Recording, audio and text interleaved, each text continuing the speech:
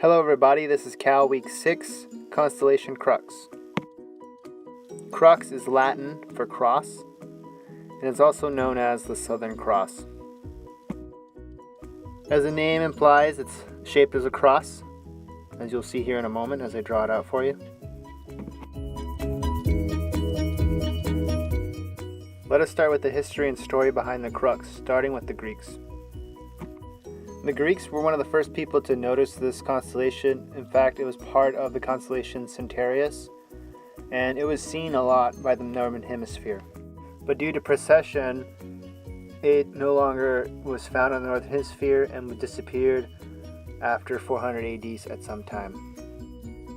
But thankfully, an Italian explorer named Amerigo Vespucci rediscovered it in 1501 in the southern hemisphere. But it wasn't until 1679 that a French astronomer named Augustin Royer separated Crux from the constellation Centaurus. Crux is associated with different stories and mythologies, first starting with the Greeks.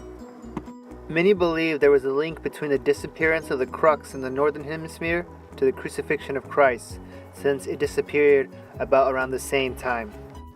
For the Incas, it was known as chacana, or stairs. It was a very strong symbol for their culture.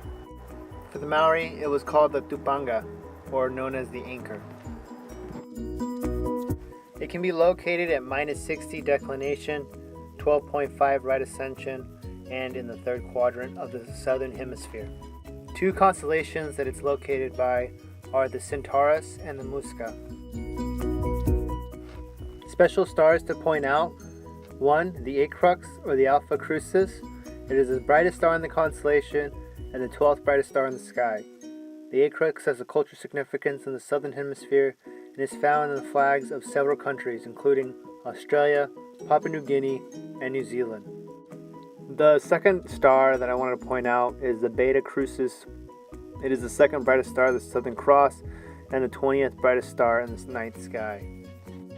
Here you can see a night sky picture of the Crux. You can locate the cross. Also want to point out this Coal-Sack Nebula. It is super dark and dusty that it prevents light from leaving it.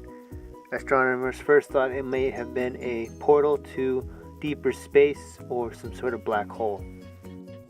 In Aborigine astronomy in Australia, the nebula represents the head of an emu, the bird associated with several local creation myths.